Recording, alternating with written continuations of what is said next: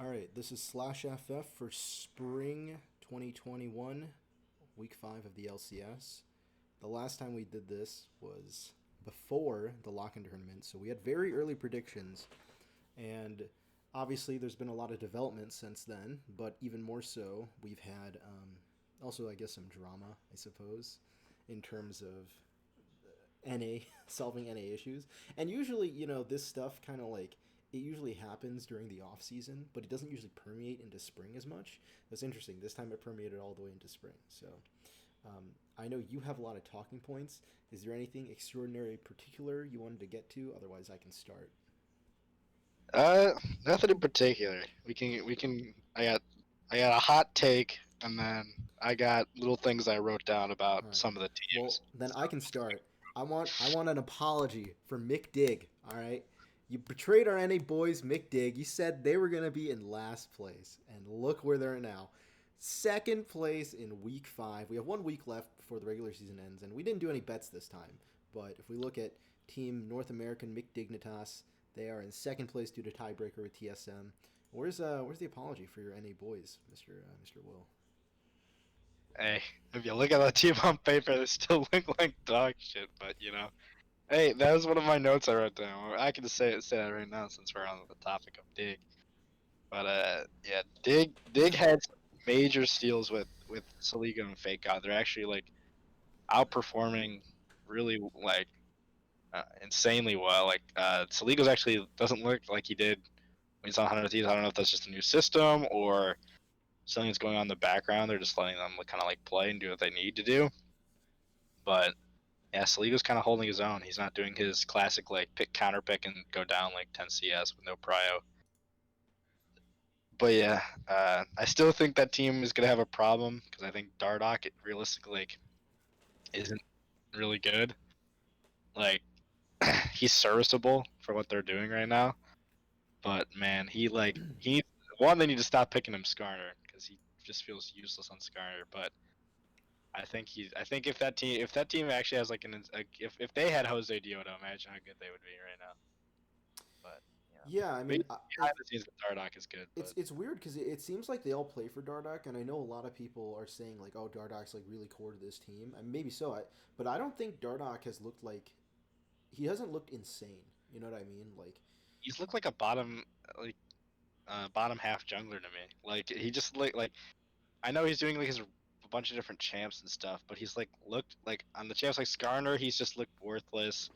When he plays like the Kane game, like even though it ended up going well for him, that game should never have gone well. Like because he invaded with no prio and died randomly on Kane. Like some of these games he's gotten bailed out on by teams not being able to close out. Like yeah. realistically, Dig is not at their. I think they could be at their current. What are they 9 and something? So they're 10-5, but in my opinion, they're more like the fourth place team, not the second place team. Yeah, I don't think they're 10-5 because I think a lot of these teams would throw. But if they had, maybe a jungler that can make this, because it feels like they win a lot of games late because of throws. Yeah, Like the it's game very similar to 100 TFL Thieves. throws. Yeah, yeah. Yeah. So I think if they have a more proactive jungler like Jose, or I'm trying to think of some other junglers they could have, but you know what I mean. Well, I mean, Someone that if we just look at the junglers, right, within the league, the teams that I think are stronger is obviously going to be Cloud9, TSM, and TL. And I think all the junglers on those, are arguably stronger than, than Dardoch. I think the only one performance-wise right now, some people have been giving Santorin a bit of sus, but I think his pedigree is, stronger than Dardoch. And I think Spica, some people still doubt him a bit, but, I still think he's performed relatively well, right, that you can place him above. So it's like I don't put Dardoch like you said in that higher echelon. I also don't think he's like bottom five. I would say he's more middling, like around 5, 6, 4, 5, 6. Yeah. yeah, but it just seems based on the content I've seen from junglers talking, it just seems like the removal of like Cinderhulk and Warrior in competitive play is like hurting in that standpoint because you spike later. So a lot of these champions are like not viable really.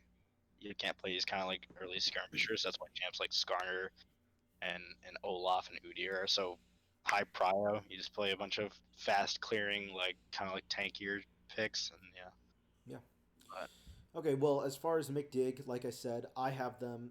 I don't know as far as regular split because it really depends for what happens next week. But in terms of like where I actually think their power ranking is, I would, like I said, I have them fourth.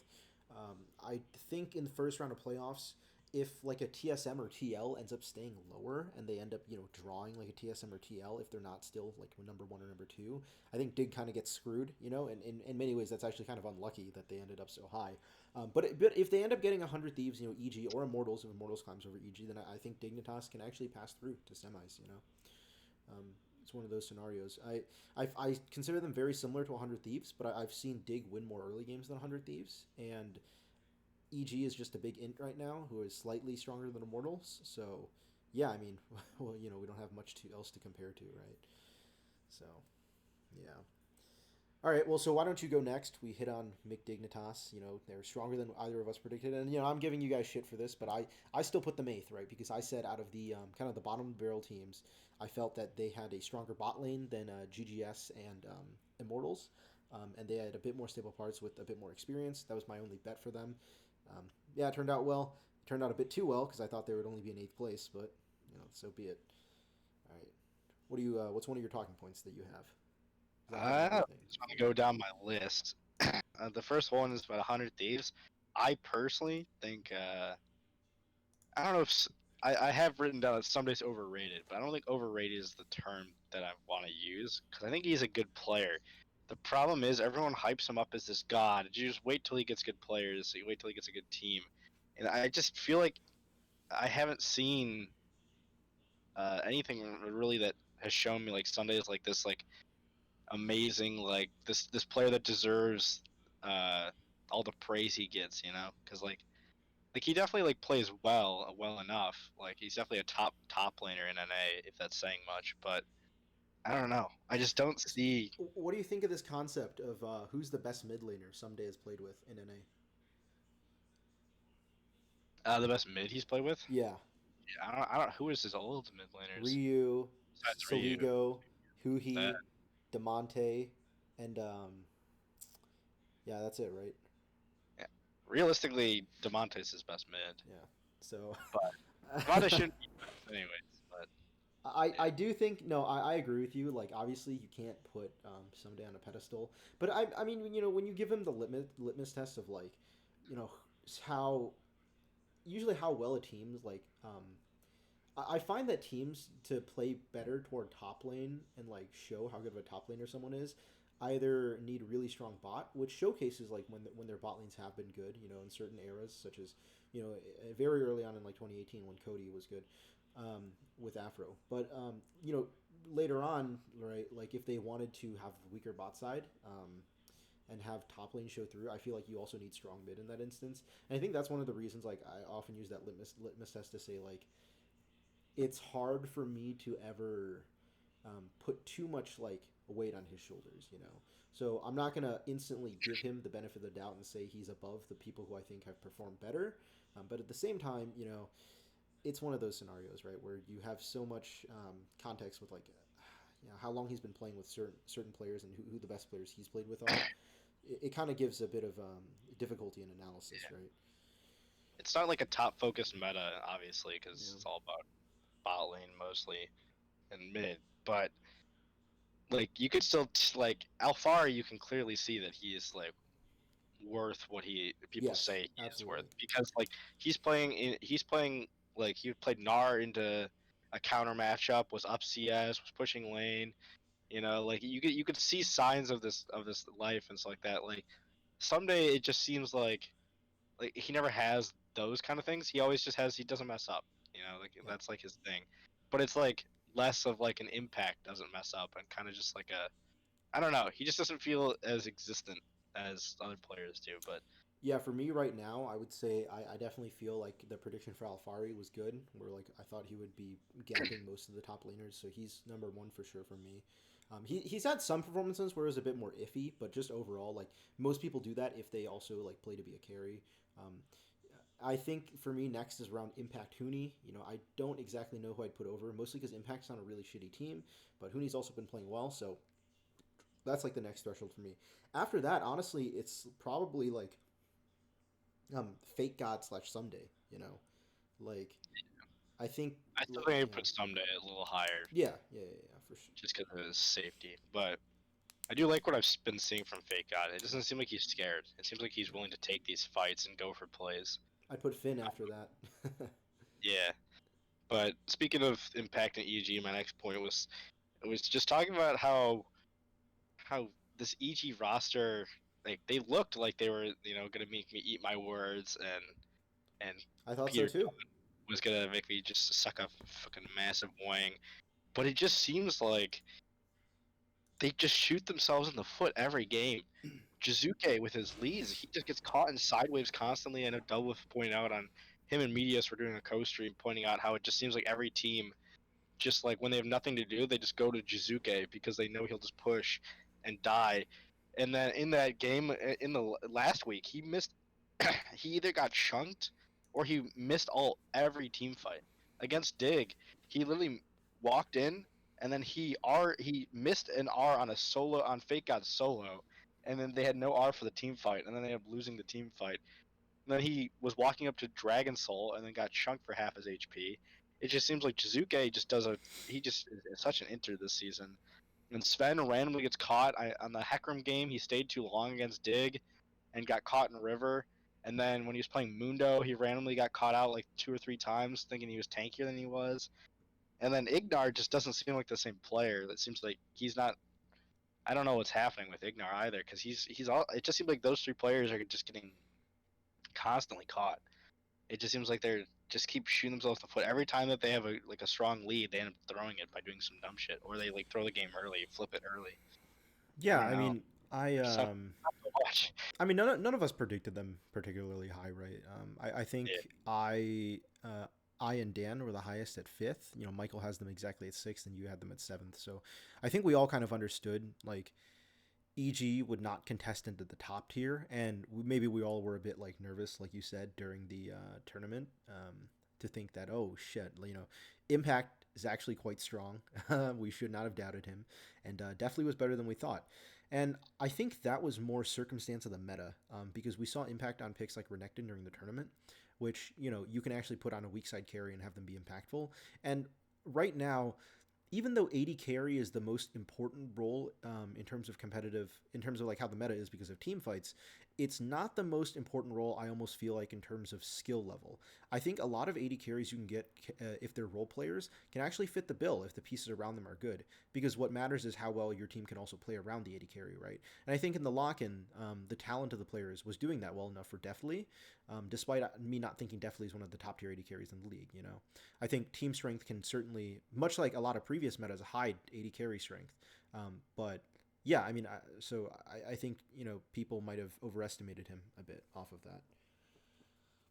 Yeah. Um.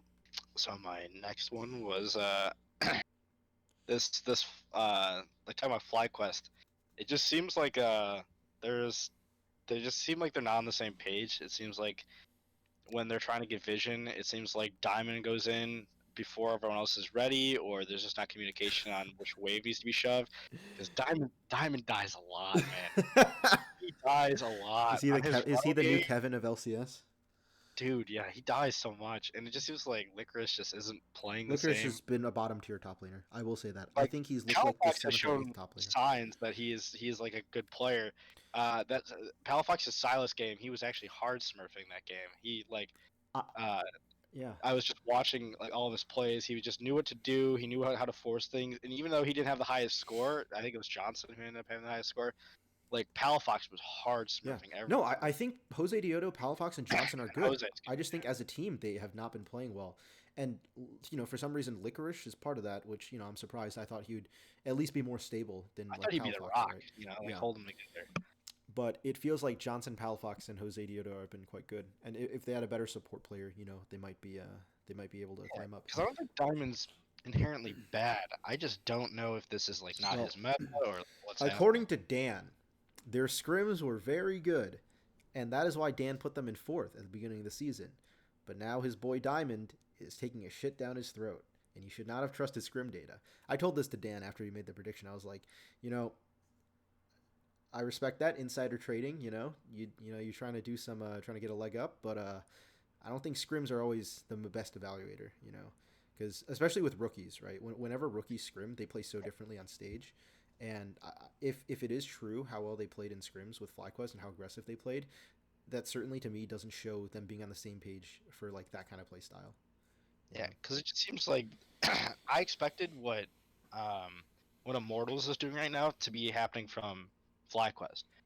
Like I didn't expect like winning the league or anything like that or top tier gameplay, but I expected them to do well, and it seems like Immortals kind of bought into just just let them kind of play the style they want to play. You know, don't get discouraged um by like losing a game or something like that. Like it just felt like FlyQuest got discouraged and then started playing like Seraphine bot every game, and it was just like okay, well, and then like Immortals loses a game and then Revenge instantly runs it back with Camille the next day. You know, they figure out a way to make it work.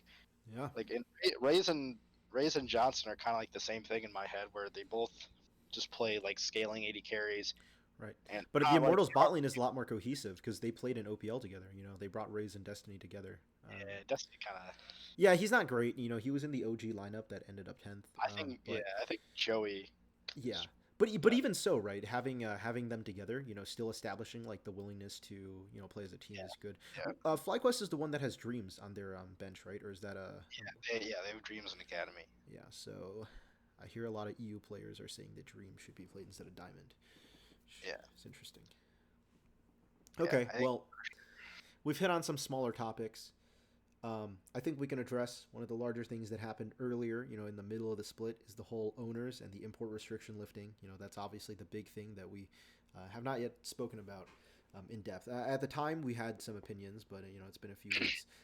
And, you know, I haven't spent a lot of time thinking on it, so it's worth, like, having a discussion here because this might bring different perspective. But just to open up, one of the things that when Reggie made that post, it was very interesting to me, and I think a lot of, you know, Hotline League, you know, Mark Z criticized Reggie for this, Thorn and Monty criticized Reggie for this on Summoning Insight, or Four Horsemen rather, that, yes, Reginald, you know, you went out and addressed problems that NA has, you know, people do that a lot, right?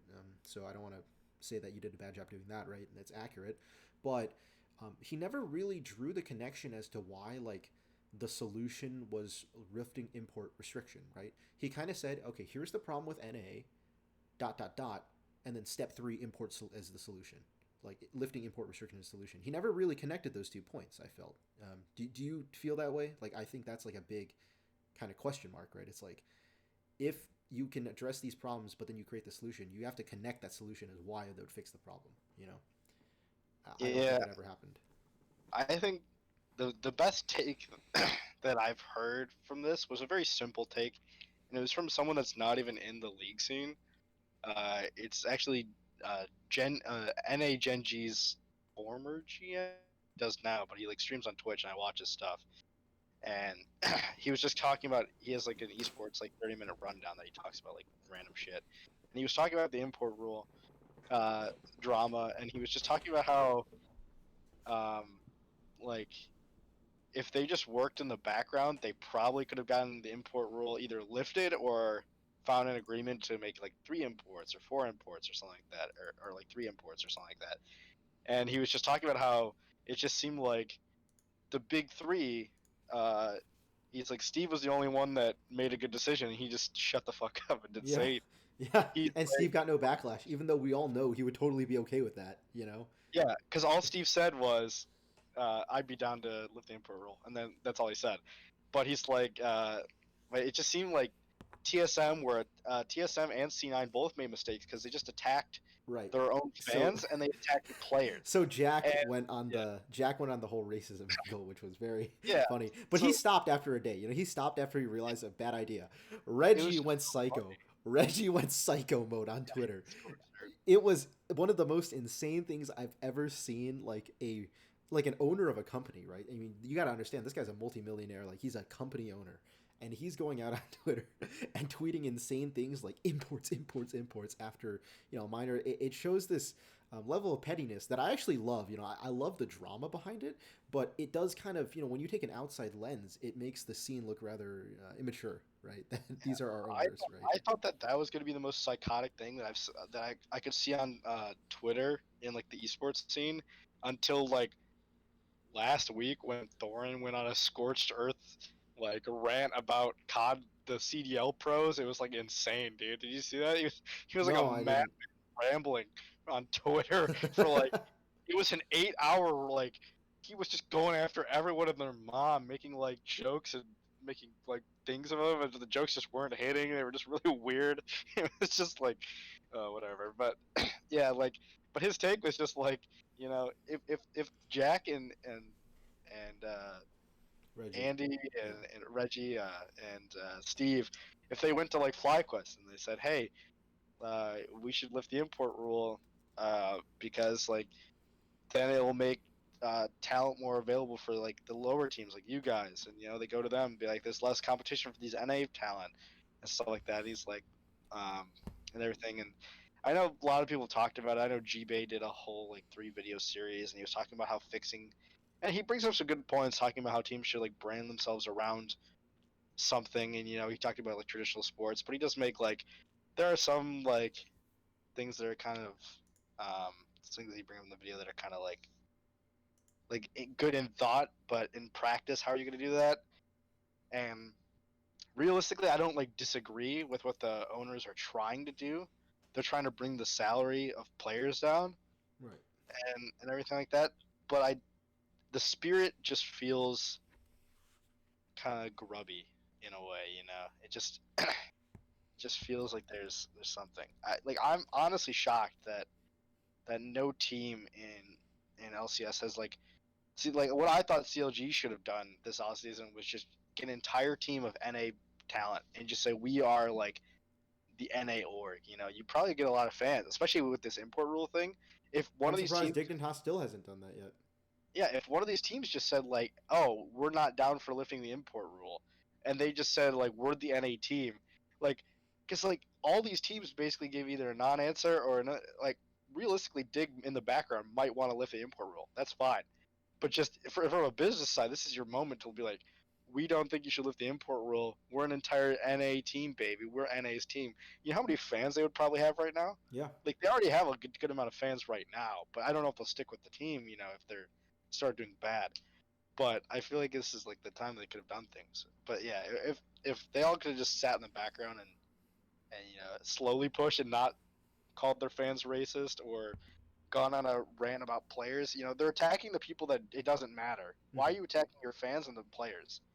They're both like not the people you want to be attacking. You want to be going towards Riot in the background instead of making insane rants on Twitter because the fans have no capital.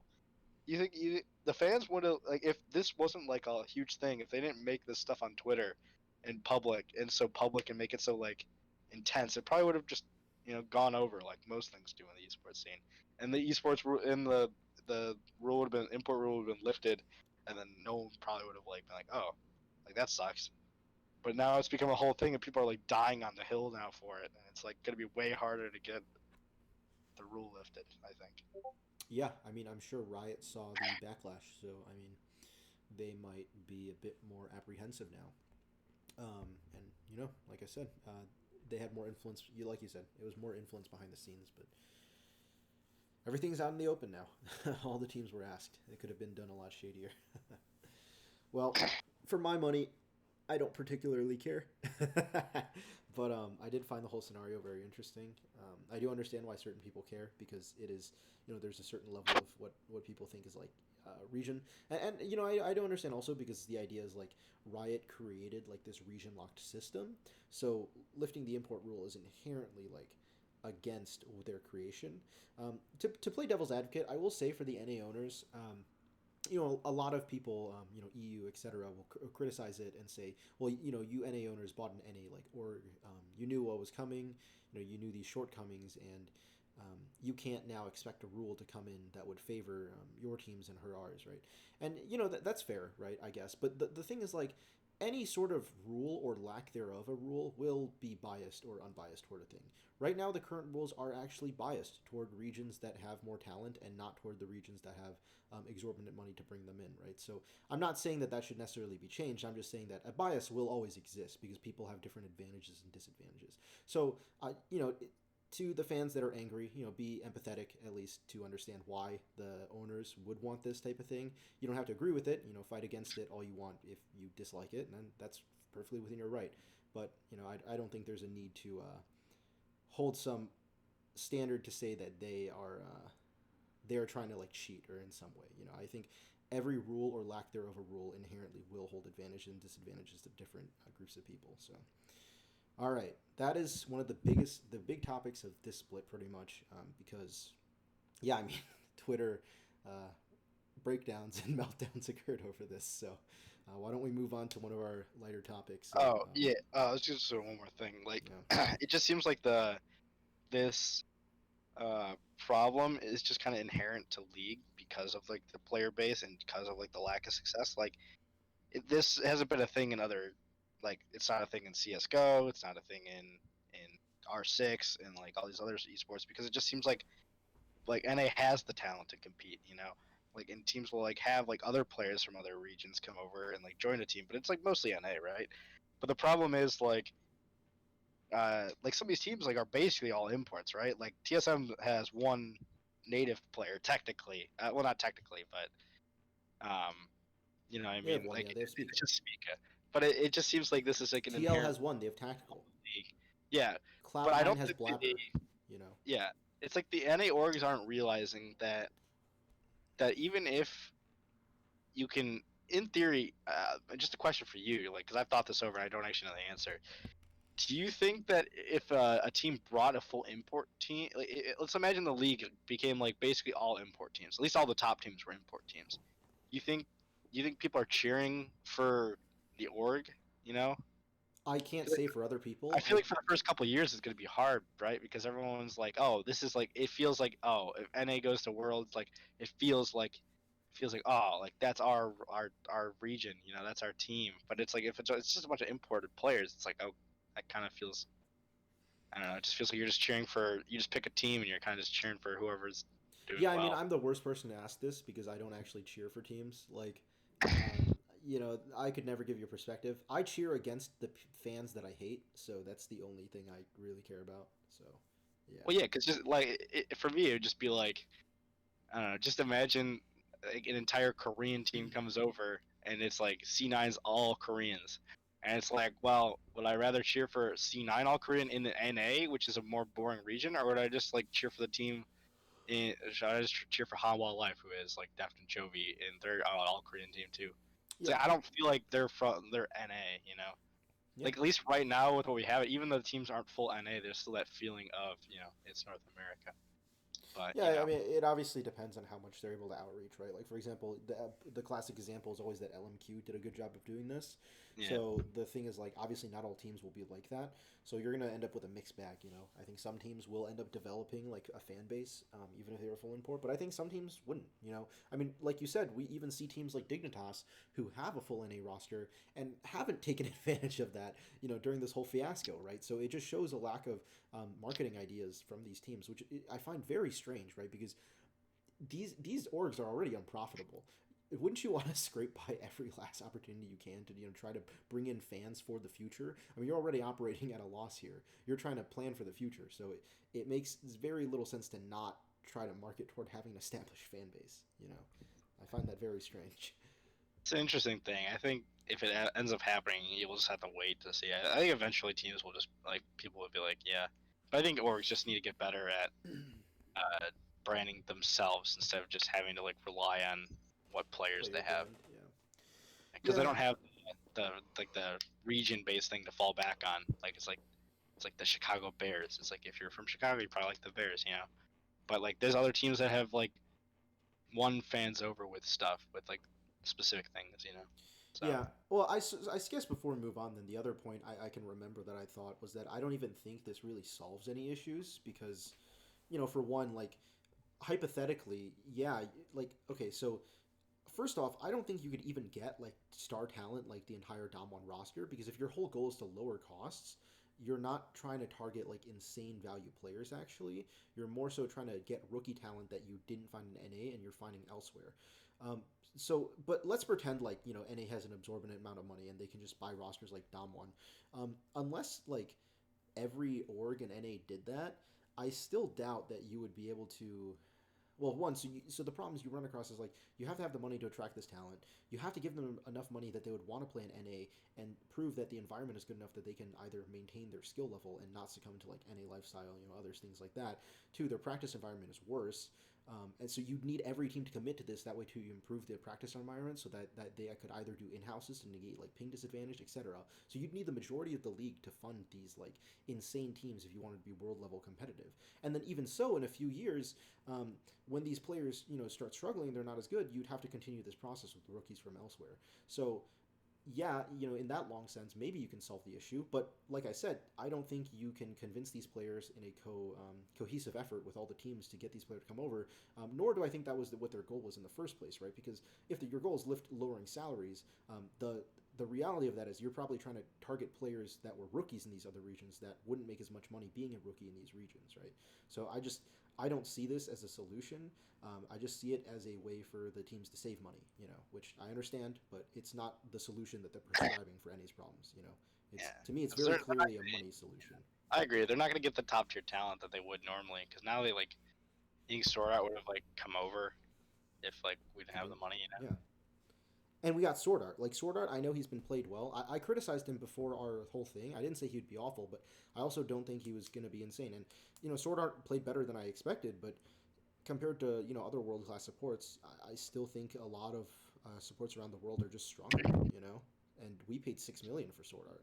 I don't even think Core JJ gets paid that much, and I think Core JJ is a better player. So, and I still don't think that's going to cause us to win. So, if every team fund like multiple $6 million acquisitions to like buy out these players? No, that's not any feasible at all. So, anyhow, moving on. What next? If not, I can think of something here. Oh, I have two hot takes if Okay, you sure. want to hear. My first hot take. This one might be too nuclear, and I'm feeling less confident in them as the weeks have gone on. I did write this back a while back. CLG. No, I believe that overall, NA actually has better mid talent this season than EU. Have you been watching LEC this year? Yeah, the problem with that is like Caps is insane, right? So Yeah. Caps is like super high up, and then like Niski's actually played really well, and then Larson's played really well, and then outside of that, like Humanoid's been okay. He's kind of been questionable, but like Melitza and Blue, Vithio, all those guys are fucking horrible this season. Like Nuke Duck got benched for Nuke other Duck guy. did not Like, look good last year either. but like so like the main problem I have is it's probably like you can't really compare the talent because the leagues are different, obviously. But it doesn't feel like EU has like this super supremacy thing over NA, and I hate watching co-streams and everyone flames like NA, and it's like, oh my god, like this is like an NA thing. But then you literally watch like Fnatic dive a Gragas under tower, and both of them die. Gragas lives, and it's like okay, and then like Hylissang will run it down, and everyone's like, oh, that's just Hylissang. It's like, oh, if an NA player does that, he's just running it. Like Torre runs it every game. Like some of these teams are just so like I don't know. It just feels like their talent is like they're doing like equally bad shit, but they get no flack. Like maybe the take is not like true, but it just feels like, at least from like the mid laners, it feels like NA's had maybe more stable mids, or the mids have been the better performing players. But yeah, I don't know if you can really compare that. I haven't watched enough EU to comment really, but I mean I personally like I would have to doubt it, for historical reasons. I will say this is a common byproduct of EU being cringe because a lot of the times EU fans feel the need. I mean, it's like the classic bully, right? Like you get shit on at home, your parents don't love you, so you go bully other kids. That's like you. They get fucked at Worlds, and then they got to go, cry home, or they got to bully NA, and it's just how it is. So yeah, I mean, but I told you this before the split. Imagine a world where Bjergsen doesn't retire. We get perks. We get Nemesis. We get like imagine if we Also, took why Hero. is Nemesis not on a team? You're telling me Vitality picks up Crown Shot and they have a chance from another missed marketing opportunity. You have a chance to pick up Crown Shot and Nemesis, put them on the same team. Imagine how many more viewers you would have. And Yeah. two, Melitza's trash. Like you're telling me that Nemesis and Melitza, like you're telling me Nemesis is worse than Melitza. Like they're either on par or Nemesis is better. Like that's insane to me. It just seems like such a marketing error, especially for a team like Vitality, who has been struggling in League recently. It just seems like such an easy slam dunk. If you pick up Crown Shot, pick up Nemesis. You're not going to win this season anyways. At least get the fans from it. So one of the difficulties of buying into the NA mids this season have looked stronger is mostly because I think the mid pool is actually weaker than last season. Because I think Jizuke looks worse than last season. We lost Bjergsen and Niski, and we got perks in exchange. So as a result, I think a lot of our mid pool actually looks quite a bit weaker. Yeah, maybe it's, but I just think of the mid. I think I think PoE Jensen and Perks is on par with is almost on par with the top three from. Outside of Caps, yeah, perhaps, but Because it's like Caps and Larson are the top two for me, and then I think Niski's third this season. So I think yeah. at least they might even out around the same. Yeah. I think outside of Caps they can, but then as far as the rookie talent is concerned, that's pretty much impossible to gauge, right? The problem comes when you come down to a Blaze Olive. He's bomb-ish. Yeah. Insane. He's looking better every season, but Okay.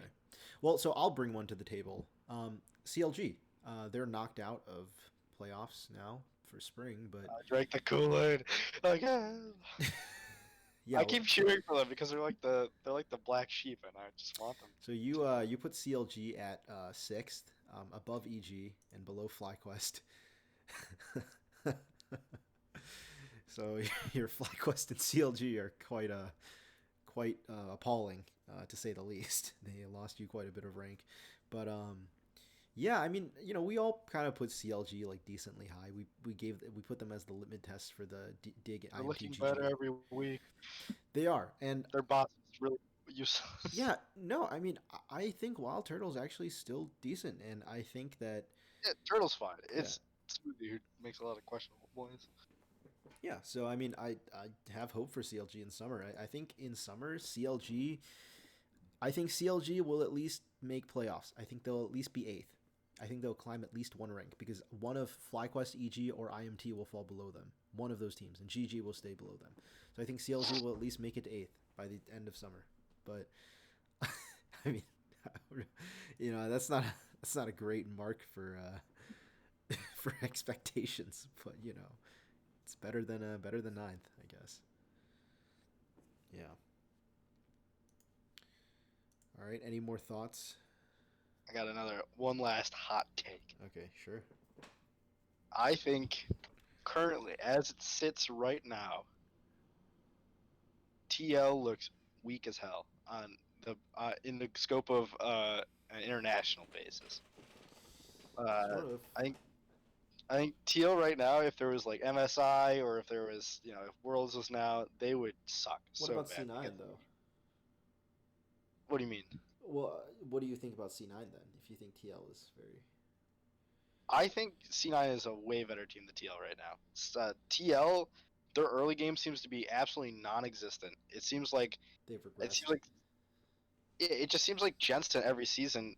I don't know if he just refuses to play with mids, because I've from watching different co-streams and hearing people talk between Doublelift and Dom and all these people, all the stuff in the background. It just seems like Jensen doesn't want to play around mid. He never seems to work on developing a mid jungle 2v2 synergy.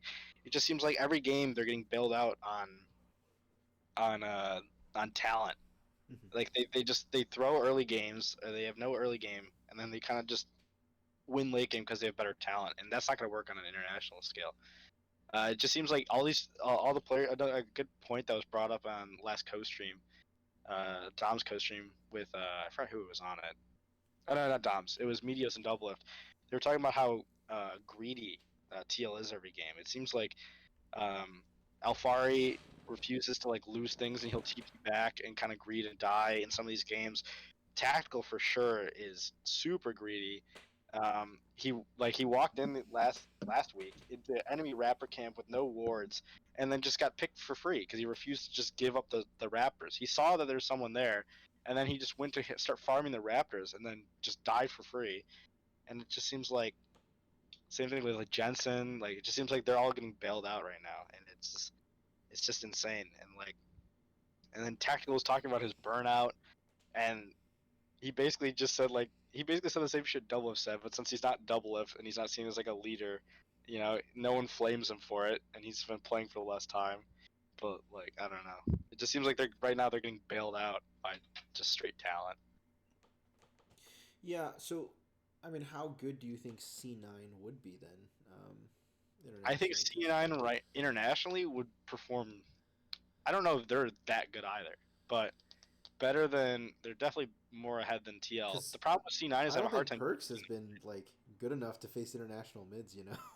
Well, And yeah, because I think the problem is right now, right, is there. It just seems like C9 every game is kind of just testing shit out. It seems like they're not running the most apt comps. Like they're not running like frontline champs in a lot of these games. They're not doing like a lot of shit that they probably would against other teams. It seems like they're trying out more shit. They're not playing the sweatiest comps possible I every mean, game. just imagine a world where like you put Fudge against Wonder Yankos, you know, Oh yeah, Khan and fucking Canyon, yeah, Nuguri that's where and you like put them Blue, on. you know, You like put them on like Malphite or something safe, but it seems like they're in NA right now. They're putting him on like Gangplank, and they're like letting him try it out and getting solo killed by Alfari like 3 times. It's like it just seems like they're doing a lot more testing and shit right now than it seems like TL is running the same TL comps they were running last year, and they haven't changed their playstyle at all, and it seems like they're performing worse to some extent. And everyone thought that getting rid of everyone's like, oh, Broxa, he does nothing early game. Well, Santorin hasn't really done anything early game either. It just seems yeah, like they're not. It seems like nothing's happening on TL unless Core JJ makes it happen. yeah. In some games, if it feels like if Core JJ doesn't get lead early, then he actually doesn't feel like he exists. To be honest, Yeah. So I don't know. It just seems like maybe it's just the whole region's behind as a whole, but it just seems like I thought TL was gonna come in the season and just smash, but I feel like there is like the whole like in the background was the whole like TSM ruins junglers. Like Jensen also like seems to just ruin junglers too because uh, I know I've heard Double have definitely talked about and Medias both have shared the same experience where uh, they felt that Jensen would get mad if the jungler came mid and like soaked up XP trying to make a gank or tried to do shit and like if he had to rotate, and he'd rather just like sit and farm mid and get his lane advantage, which is fine. That's how Jensen wants to play.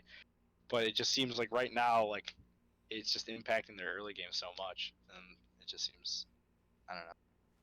I think on yeah. an international stage it's gonna be tough. The difficulty is that if C9 is not our best team, I think we're screwed internationally. You know. Yeah, because I don't understand how Alfari is literally getting such strong leads topside, and he's pushing players into their tower at like level 3, level 4, level 5, and there's been no like Jensen and Santorin don't go topside for a dive. It's like there's so many times where like there's just so many leads being done, and it just seems like they just don't do anything with Yeah. them. I don't know, but that's all I really have for my unorganized or like non-analytical side perspective, I guess. Yeah. No. Like I said, I agree. I just if It's not more so that they're bad; it's more so that you expect more from them yeah, I for think being. once best of fives happen, we might see a bit more. You know. But Yeah, I want to see a best of five that so it feels like these teams are actually have something to like play yeah. for and not. It seems like most of these teams are not most of the teams, but the top teams are. Well, at least C9 is kind of just doing whatever, and Yeah. trying out whatever. So one of my positive takeaways at least is that I like the format. I like how we've moved to 3 days a week, and I also like because the carryover record goes to summer. Teams like GGS and CLG and FlyQuest still need to try even at the end of the split. Yeah. Like I think that's really good that they're still incentivized to try. That way, it doesn't fuck up because what ends up happening is teams that are eliminated, it actually ends up devaluing round robin for the last week when teams end up getting eliminated. And now that the record matches, it doesn't end up devaluing the round robin as much. So that's good. Yeah. So far it seemed like GGS has got the short end of the stick on the NA talent side. Well, I mean, they brought in university players or collegiate players. Yeah, so no, that's but like Iconic has shown at least signs of being like, he's got good pathing. He kind of knows where to be. Like he's shown signs of being a good player. Like he just needs some work. Niles realistically has shown me like nothing. Like he's like dying a shit ton. Yeah, On doesn't he have the most deaths in LCS pretty much? Yeah, like he's dying on like Gragas a lot too. Like remember, there's a play. I don't know if no one's good at it. Actually, go look it up. But he fought like with like no mana on Gragas and like just randomly died. It's like he just does a bunch of like really greedy stuff, and he plays like he's playing solo queue. Like the Quinn games were all questionable, and like he just seems like he's really far behind. Blaze Olive just looks meh. To Yeah, he bottom. just looks too middling. He looks like probably one of the worst mids.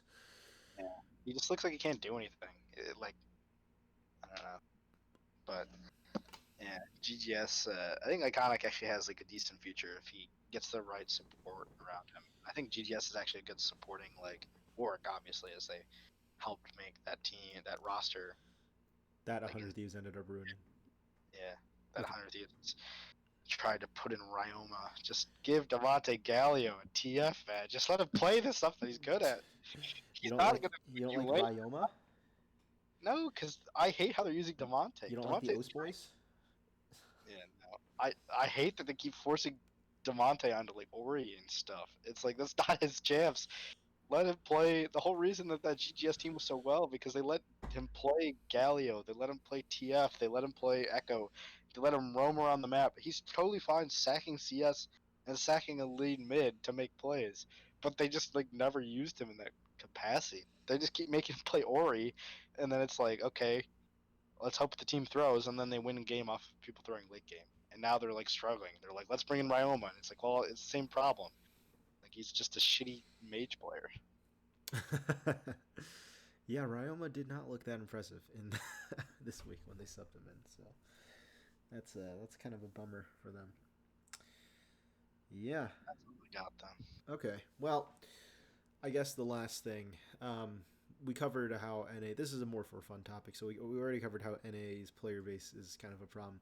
Um, would you want NA like if you could to have like the LPL player base? Where like we have fucking like internet cafes everywhere. People are playing League, like stuff like that. Would that be something you wished NA had?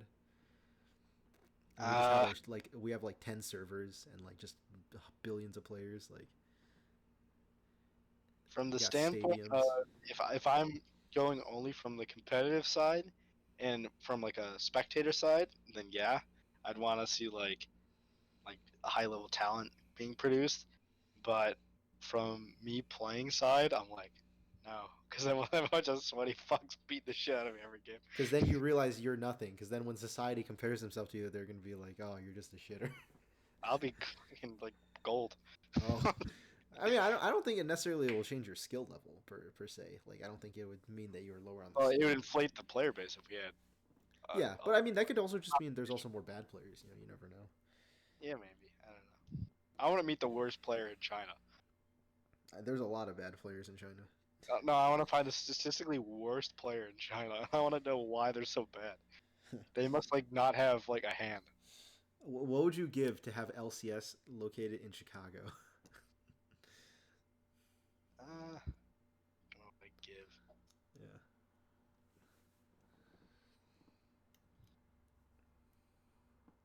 Yeah. Okay, so let's say feasibly players. So this is a more interesting question because I think about this and I think people are just lazy. So obviously it's very unrealistic to say, oh, LCS should relocate to Chicago for ping, because it's like, okay, obviously that's retarded, right? Because like you have all these orgs that have already set up like all these places, in other, in Cali, and like they've spent millions on this, right? And the whole infrastructure would have to be changed. But in theory, right? Let's say that it would cost zero money for them to relocate to Chicago. Do you think they would? Because I don't think they would. I think they would all choose to stay in California. I think they love that sweet, sweet Cali lifestyle too much. So even I if think it, like they don't want to. Once they have to deal with the cold, they're gonna be like, "Fuck this shit." yeah, but I think they would rather So live make a that sweet, sweet server for Cali them. lifestyle than live in sub 20 ping. Make a server for them, dude. I don't think that would solve anything if you made a server for them. I don't think it's gonna solve anything either, but it'd make them stop bitching. Then they have nothing else to fall back on. Yeah, Yeah. true. It's like when you give them, you give them the compliment. Now it's like, now prove it. Get out of groups. Yeah. And if they don't get out of groups, then you just tell them they're full of shit. You take their server away. Say you're all going to be banished to Chicago, Siberia. Yeah, and it's like, okay, well, you know, because like so many people have come out and like they're saying the ping's not the issue, and I doubt the ping is the issue.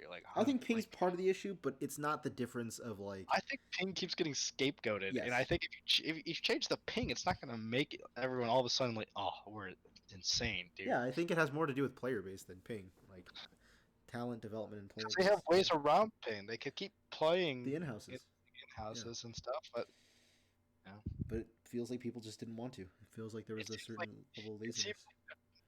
Like the Players Association or like the actual NA talent cares less about developing the region than like Core JJ has done more to develop the NA talent than any NA player I've seen. Like have also the Players Association seems like dog. It seems like they do nothing. What's the point of having them? They fight for nothing. They just kind of let everything go. So another issue in NA, not just the player base, is actually the ranked player base. Is that not only do we have a very small player base, our players are a bunch of casual players who like to play normals. And toxic. So what if you could force players like Cannon to grind ranked? Just like electroshock them into like, I have to play an X amount of ranked games per day, and just that way all the players, they're no longer just normal game players. They got to grind that ranked and just make NA better. What do you think of this? It probably increase the suicide rate in League players. If you had to force them to play League, they'd probably either all quit and play other games, or they'd be like, "Oh, League's no fun anymore." Okay, all right. Actually, you'd have some great talents, but they would be just scarred. Yeah, just like in Korea and China. It's like in Korea and China. That's why they're so good, because they have so many players. They can burn out their players. Humans are a resource, right? You burn out your players faster, so they have shorter careers, but you bring out more talent from them, so you can work them harder. Crazy. Well, it's the truth. I mean, people don't like to. I know. They're factories. That's how, people don't like to admit it, but that's how you make good players. Like if you want your players to be better, you are not trying to care about their lives. They are machines, and you are going to want to burn them out and make them as strong as possible. That lack of longevity, lack of like a good lifestyle, yes, but that's how K-pop stars are made. That's just the difference between NA and these like other countries. We care about people's lifestyle and health and other stuff, which is great. Like it improves our lives a lot, but on a competitive level, you're not going to be as competitive. That's just reality, like that's another thing that people do is not very comfortable, but it's kind of true. Anyways, you have anything else? Nope. All right. Well, this was week 5. If there's enough interesting shit that happens in playoffs, I'm assuming we'll talk about it. If not, probably MSI, because MSI will be exciting, because we did not have MSI last year. Although I still hate that MSI is like only one team per region. I think that's kind of dumb, because it's so easy to make it out of groups in MSI if it's just one thing per region. It makes quarterfinals and making out of groups so meaningless. I wish it was top 2 teams. Like that would make MSI so much more meaningful, but that's just my opinion. Yeah. Anyways, but all top teams never seem to be the top teams when it comes to Worlds. Yeah, I mean that's the thing, right? It's like there's so much variance because we don't do double elim. So I would prefer if regions had 2 representatives that they sent. That way we'd have a better sample size. Yeah. But yeah. Anyways, this is slashff signing out.